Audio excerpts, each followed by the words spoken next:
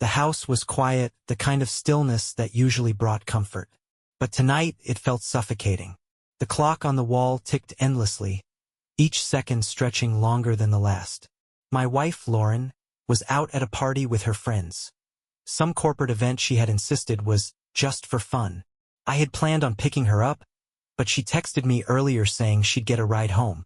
That should have been my first warning. I sat on the couch, mindlessly scrolling through my phone, waiting for her to come back when a notification popped up. New message from unknown number. I frowned, hesitating before opening it. My stomach twisted the moment I saw what it was. A video. A shaky recording from a dimly lit club, the music pounding in the background. And right in the center of it all, Lauren. My breath caught in my throat as I pressed play. At first I thought, no, this must be some mistake. Some misunderstanding.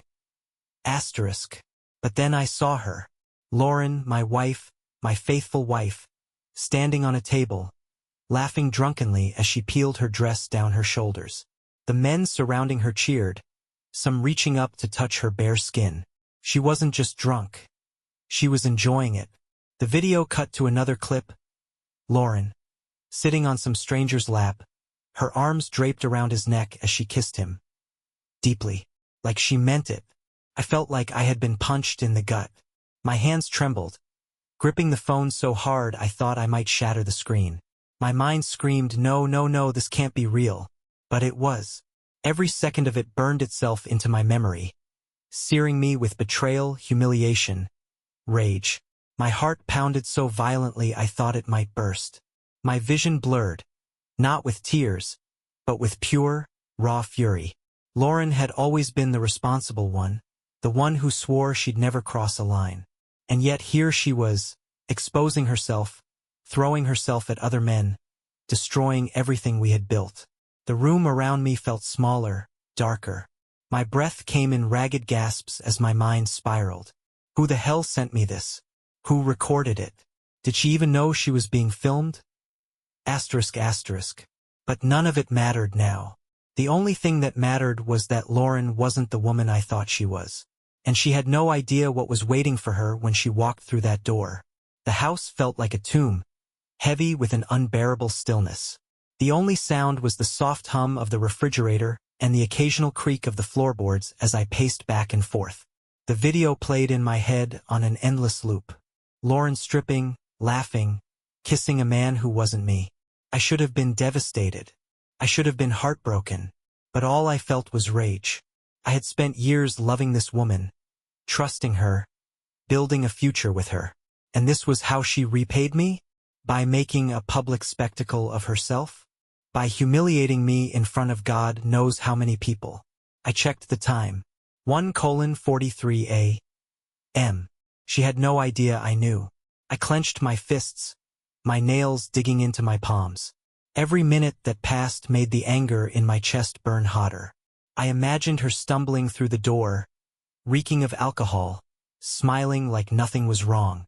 Would she even have the decency to feel guilty? Or would she try to lie to my face? The thought made my stomach turn. I ran a hand through my hair, trying to calm the storm inside me, but it was useless. My mind spiraled with the possibilities. Should I throw her things onto the front lawn? Should I meet her at the door with her packed bags? Should I wait until she's asleep and leave before she can explain? No, she didn't deserve an easy way out. She deserved to see the rage in my eyes. She deserved to feel every ounce of humiliation she had just dumped on me. I sat down on the couch. The video was still open on the screen, the image of her lips pressed against another man's playing over and over again. A sickening thought crept into my mind. Was this the first time? Or just the first time she got caught? I swallowed hard, my throat dry. I had trusted her so blindly, so completely. And now that trust was shattered beyond repair. Car pulled up outside. I froze. The moment was here. I heard the car door slam, then the sound of heels clicking against the pavement. My heartbeat pounded in my ears as I listened to the jingle of keys, the fumbling at the lock. I exhaled slowly, forcing myself to stay seated. The door swung open. Lauren stepped inside, swaying slightly, her cheeks flushed from alcohol. She dropped her purse onto the table and turned toward me, her hazy smile faltering when she saw me sitting there, waiting. For the first time tonight, she looked afraid. And she should be. Lauren blinked at me, her eyes glassy from alcohol. But even in her drunken haze, she could sense something was wrong. Her smile faded, replaced by hesitation. "Ben, you're still up?"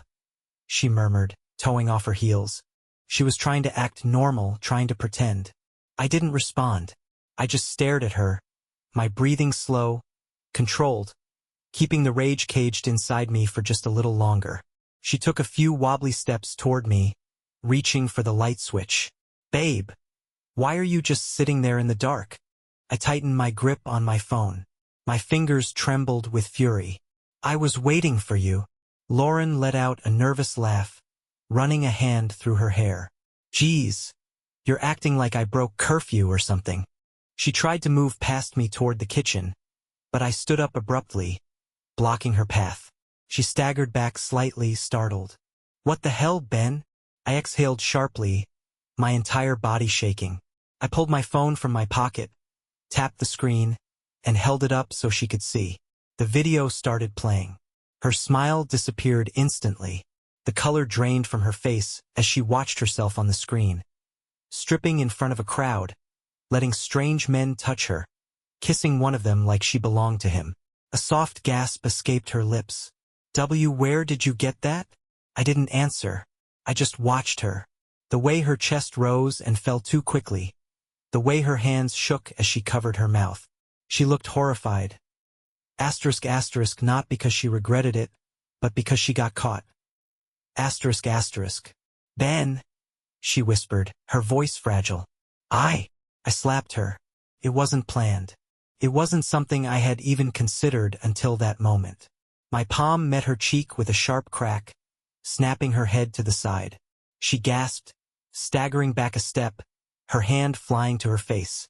The silence after was deafening. I could still feel the sting on my palm, but it was nothing compared to the ache in my chest. Lauren turned her wide, teary eyes toward me. You hit me?" Her voice trembled, as if she was the victim here. I took a slow, deliberate step forward, my face inches from hers. "You humiliated me," I spat. "You let men touch you like you were a cheap whore. You let them put their hands all over you while people filmed it." Lauren whimpered, shaking her head. "No, it wasn't like that. I was drunk.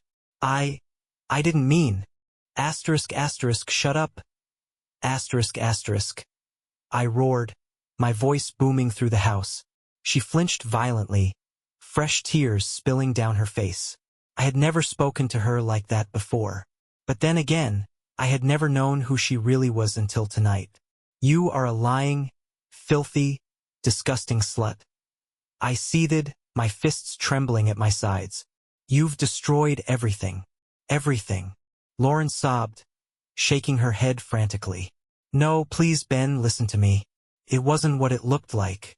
I didn't sleep with anyone. I swear. I was just drunk and stupid and..." I let out a bitter laugh. "Drunk? Drunk? That's your excuse." I took another step toward her and she shrank back. "Drunken mistakes are texting an ex. Maybe kissing someone for a second before you realize what the hell you're doing." I held up the phone again, the video still frozen on the screen. "But this was not a mistake, Lauren. This was you choosing to throw away our marriage like it meant nothing." She collapsed onto the couch, her hands gripping her hair as she sobbed. "Please, Ben. I wasn't thinking. I was pressured. No." I cut her off, my voice ice cold.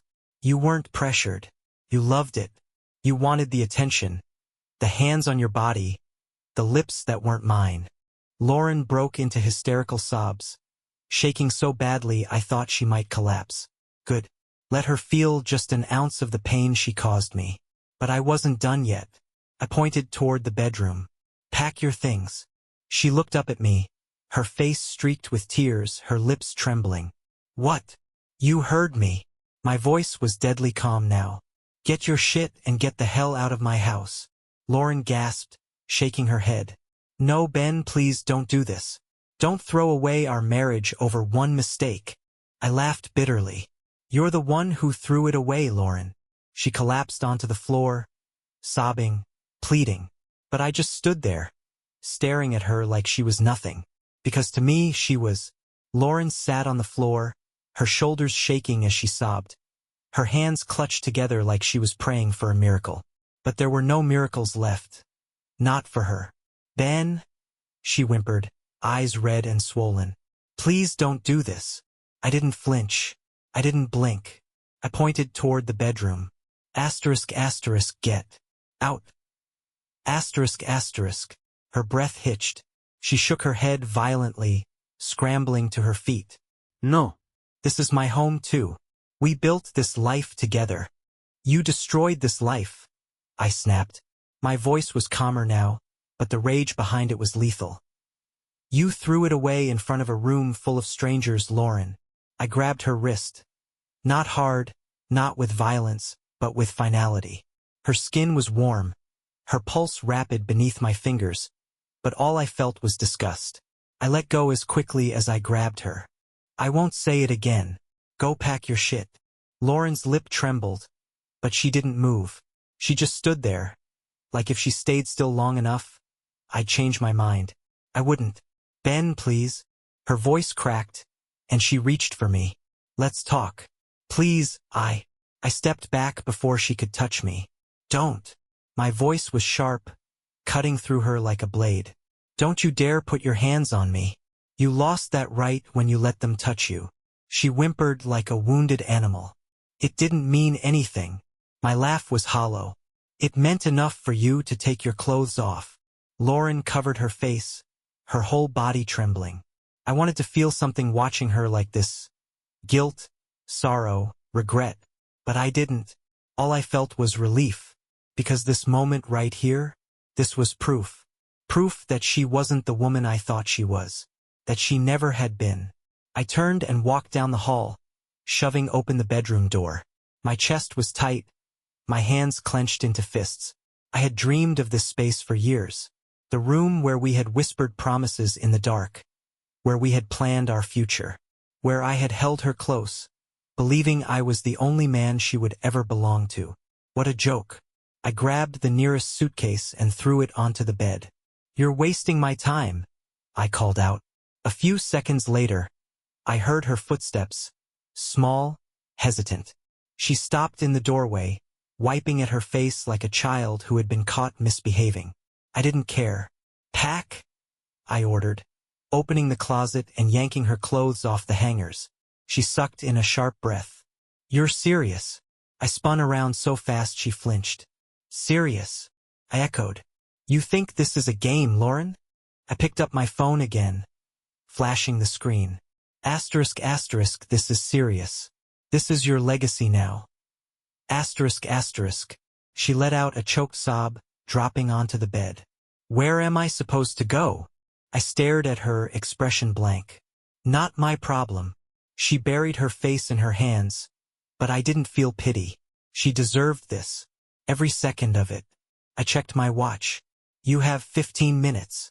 Lauren lifted her head, her expression one of complete and utter devastation. 15, Ben, please. I have nowhere to go. Just give me a night to. Asterisk, asterisk, 15 minutes.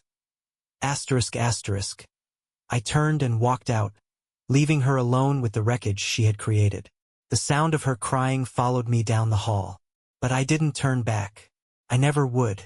Lauren's sobs echoed through the house, but I stood in the living room, unmoving, arms crossed over my chest. I wasn't going to feel sorry for her. She wasn't the victim here. I checked my watch. 10 minutes left. Her time was running out. I picked up my phone again, my thumb hovering over the video. A sick part of me wanted to send it to everyone we knew. Let the world see her for what she really was. But I wasn't going to stoop to that level, not yet, anyway. Instead, I scrolled to her parents' contact. For years, they had seen me as the perfect husband, the man who loved their daughter unconditionally. They thought our marriage was unbreakable. I was about to destroy that illusion. I hit call. It rang twice before her father answered, his voice groggy from sleep. Ben. Everything okay? I took a slow breath. No. Everything is not okay. Silence. Then a shift in his tone. What's wrong? I clenched my jaw, my pulse hammering. I'm sending you something. Watch it. Then call me back. Asterisk asterisk. Before he could respond, I hung up and attached the video. My finger hovered over the send button for only a second. Then I pressed it. My stomach churned as I imagined his reaction. Would he be disgusted? Heartbroken? Would her mother cry when she saw their perfect daughter exposing herself like a drunk sorority girl at spring break? I didn't care. A few minutes passed.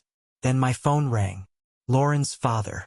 I answered, holding the phone to my ear. What the hell is this?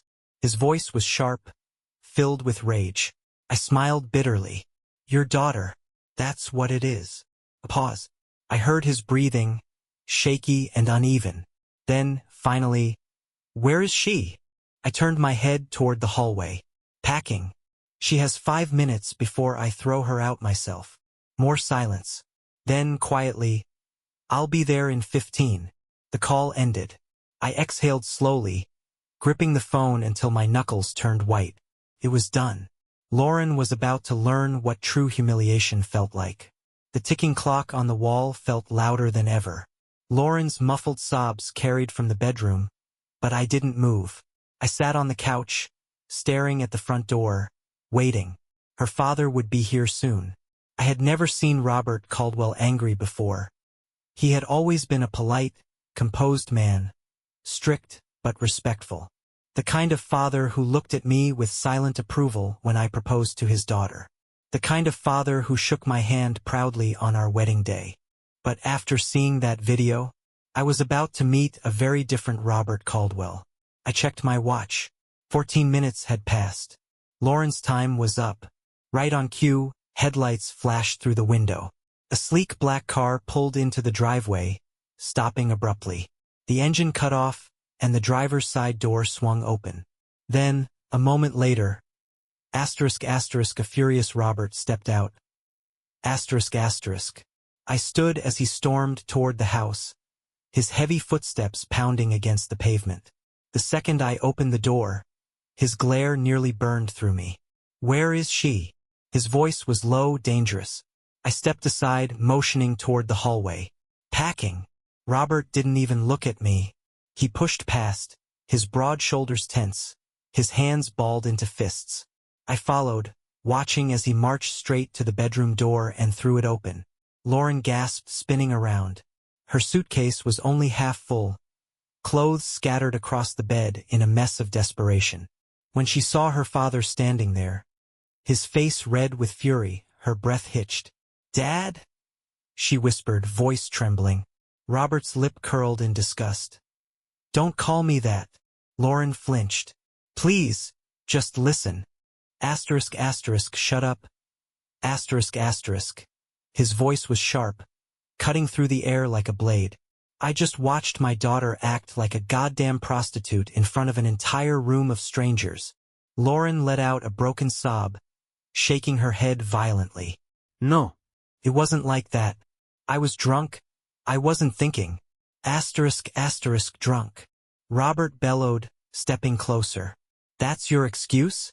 He threw a hand toward the open suitcase. Well, guess what, Lauren? You can be drunk somewhere else. Because no daughter of mine behaves like that. She collapsed onto the bed, her face buried in her hands. Dad, please don't do this. I made a mistake, but I can fix it, I can. Robert scoffed, looking down at her like she was something rotten. Fix it. His voice was ice cold. Lauren, there's no fixing this. She looked up at him, eyes wide and pleading. You don't mean that. Robert crossed his arms. Your mother cried when she saw that video. Cried, Lauren. She couldn't believe what she was seeing. He exhaled sharply, shaking his head. I raised you better than this. I raised you to respect your marriage. And look at you. Look at you. Lauren was full-on sobbing now, rocking back and forth like a child. But neither Robert nor I moved to comfort her. She deserved this. Every second of it. Robert straightened, his expression one of finality. I'm ashamed of you.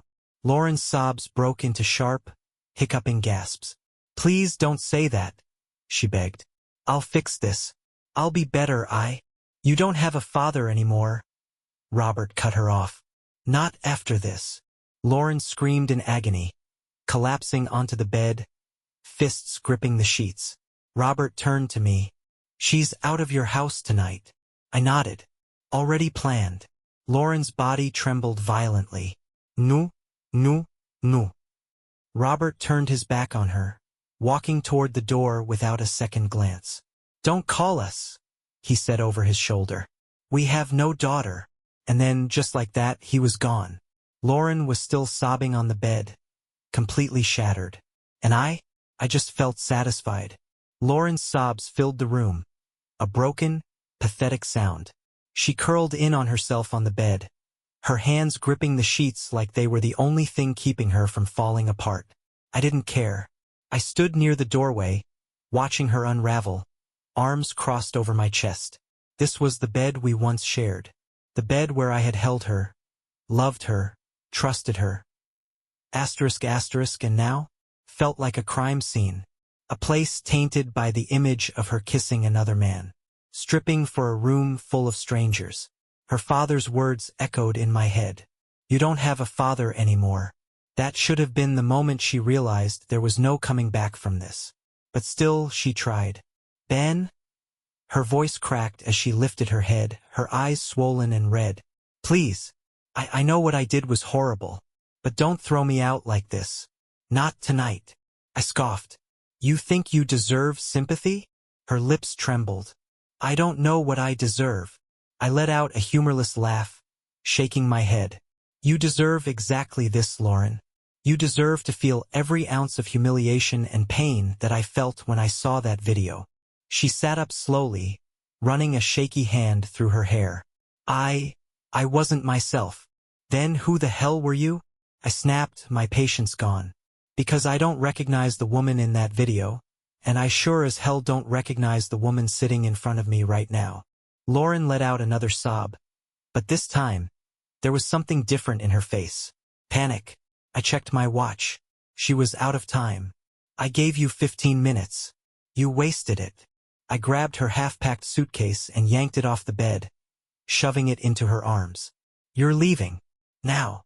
She clutched the suitcase to her chest like it was a lifeline. Ben, I have nowhere to go. I shrugged. Not my problem. She let out a desperate gasp, dropping the suitcase onto the floor. Please, just let me stay until the morning.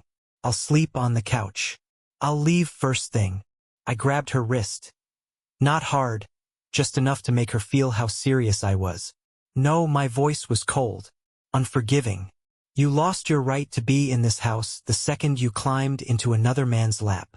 She swallowed hard, tears sliding down her cheeks. I can't go back to my parents' house. No shit, I muttered, thinking about the way her father had walked out without looking back. Her hands trembled. Ben, where am I supposed to go? I stared at her for a long moment. Then, without breaking eye contact, I pulled out my phone, scrolled through my contacts, and hit dial. The line rang once, twice. Then a groggy voice answered. Hello. Hey, Jason, I said casually, watching Lauren's face drain of color. I need a favor. Her lips parted. No. Ben, please don't. Jason was one of my closest friends. He had seen the video just like I had. He knew everything. And right now, I was about to make her humiliation complete. You still have that spare couch? I asked, my voice casual. Jason hesitated, then cleared his throat. Yeah, why? I smiled darkly. Lauren needs a place to crash. Her entire body tensed. Ben, don't do this. Jason was silent for a second before he let out a breath. You serious? Completely. Lauren's eyes widened in pure horror. I can't go to Jason's. He knows. They all know. That's the point, I said simply. Jason sighed. Yeah, fine. Bring her over. I hung up without another word. Lauren clutched my arm. Ben, I'll do anything. Please don't make me go there. I ripped my arm away. You didn't care about humiliating me. Now you get to know what it feels like. She shook her head violently, more tears spilling down her face. No, no, no. I grabbed her suitcase and threw open the front door. The cold night air rushed inside. But I didn't care. Out. Lauren stood there, her entire body trembling. Her lips parted in a silent sob. For the first time, she finally looked like she understood. She had destroyed our marriage. And there was no fixing it. Lauren stood frozen in the doorway, her suitcase clutched in shaking hands, her face a mask of sheer humiliation. Ben, please. Her voice was barely a whisper, thick with desperation. Don't make me go there. Not to Jason's. Not where everyone knows. I didn't answer. I just stared at her, unblinking, arms crossed over my chest. She had no idea how much I wanted to drag her out by the wrist and shove her onto that porch. To force her to feel even a fraction of the pain she had put me through. But I didn't need to, because she already felt it. Her body trembled, her breaths uneven, as if she were realizing for the first time just how irreversible this was. I took a slow step forward, lowering my voice to something cold and final. You have two choices, Lauren. Walk out, or I'll call Jason and tell him to pick you up himself. Her lips quivered. You wouldn't. I pulled out my phone and tapped Jason's contact. Try me. Lauren sucked in a sharp breath, then let out a choked sob. She looked around frantically, like she was searching for another way out, like she thought she still had an escape. She didn't. With a strangled cry, she grabbed her suitcase and stumbled onto the porch. The moment she crossed the threshold, I grabbed the door and slammed it shut behind her. I heard her let out a broken gasp. Ben! She tried to open it, but I had already locked it. She pounded on the door, her fists weak, helpless. Please, don't do this. Don't leave me like this. I pressed my forehead against the cool wood, my fists tightening. I could still hear her crying. I could still feel the history between us, everything we had been, everything we were supposed to be. But then the memory of the video flashed in my mind. Her bare body, her drunken laughter, her hands on another man. And just like that, any lingering love died. I stepped back from the door, turning my back on it. Her sobs continued, muffled now, but I didn't care. I walked to the couch, sat down, and closed my eyes. Let her cry. Let her beg. Let her feel everything. Because this was her consequence. Morning arrived, cold and empty. For the first time in years, I woke up alone. No scent of Lauren's perfume clinging to the sheets. No warmth beside me. No soft whisper of good morning as she curled into my side. And I felt nothing. I sat up slowly, running a hand over my face, my body weighed down by exhaustion. But I wasn't done yet. Lauren's humiliation wasn't over. I grabbed my phone from the nightstand, scrolling through the messages that had flooded in overnight. The group chat with my friends was still going. Jason, dude. She showed up at my place sobbing her eyes out. Holy shit. ***. Ryan. She actually went through with staying there? Jesus. ***. Matt. LMAO. What did she expect? A warm welcome? Jason. She kept saying it was a mistake. That she didn't know what she was doing. Ryan. She knew exactly what she was doing. Matt. I hope her parents disowned her for this. I smirked bitterly. They did. Lauren's father had disowned her last night, standing in my bedroom, staring at her like she was filth.